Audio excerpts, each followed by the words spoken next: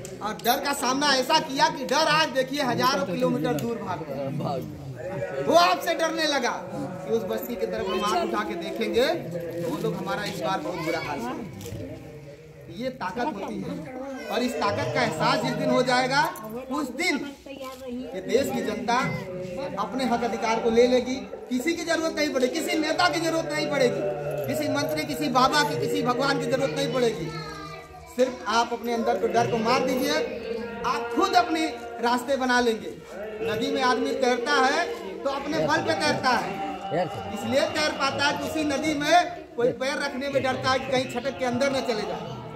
जो तैरता है उसने अपने अंदर को डर को मार दिया है और वही पार होता है जिसने अपने डर के अंदर को मार दिया है।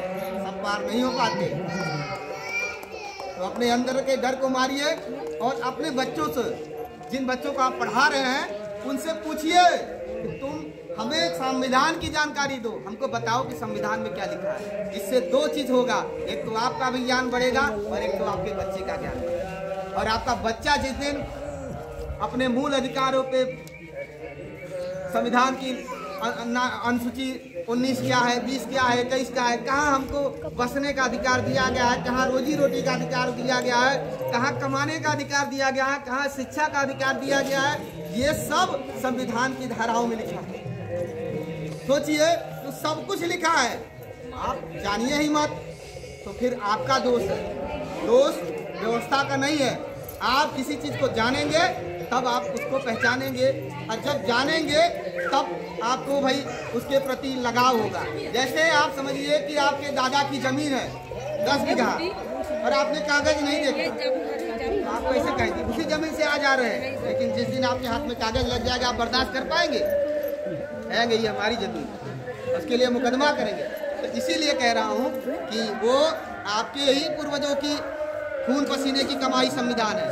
आपके लोग लड़े थे, सब के पूर्वज लड़े थे अंग्रेजों के खिलाफ। देखिए जो चालाक थे उन्होंने अपना नाम लिखवा लिया, लेकिन जिनका नाम नहीं लिखा ऐसा नहीं कि वो देश में नहीं लड़े थे। तो सबके पूर्वजों ने इस देश की लड़ाई लड़ी थी, आज़ादी की लड़ाई लड़ी थी और सबके बलिदान से और सबके पैसे से देश चलता है। आप 10 रुपया का काम करते हैं तो 1 रुपया सरकार को टैक्स दी जाता है। आपका भी पैसा सरकार में लग रहा है तो सरकार से हिसाब किताब लेने का भी काम आपका है। तो बहुत बहुत धन्यवाद साथियों। बोलने के लिए तो आप लोग हमको बहुत सुने हैं, लेकिन मैं चाहूँगा कि हमारे कुछ साथी जो अपनी बात रखना चाहते हैं वो अपनी बात रखें। देखिए, बात करना माला हमारे अध्यक्ष जी को पता है, नहीं ना अध्यक्ष जी को पता है।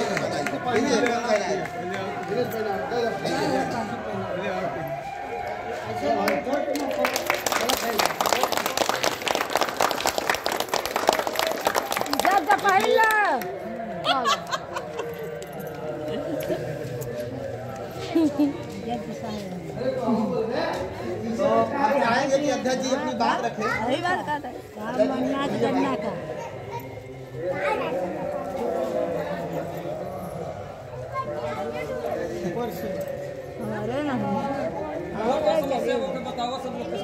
भाई बोलिए, आज के दिन कुछ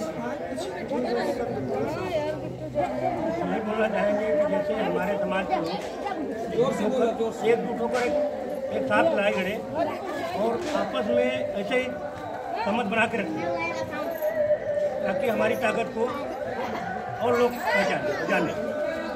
हम एक रहेंगे तो ही सेफ रहेंगे। हाँ?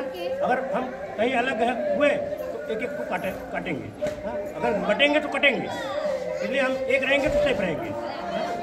कोई अगर बिछड़ रहा है उसको भी अपनाइए, बिछड़ने मत दीजिए। हम यही कहना चाहेंगे, जैसे हमारे सभी समाज के लोग हैं, गोम समाज के सब सदस्यगण और जो है कुछ पद के अधिकारी लोग भी हैं, यही चाहते हैं कि सब लोग इकट्ठा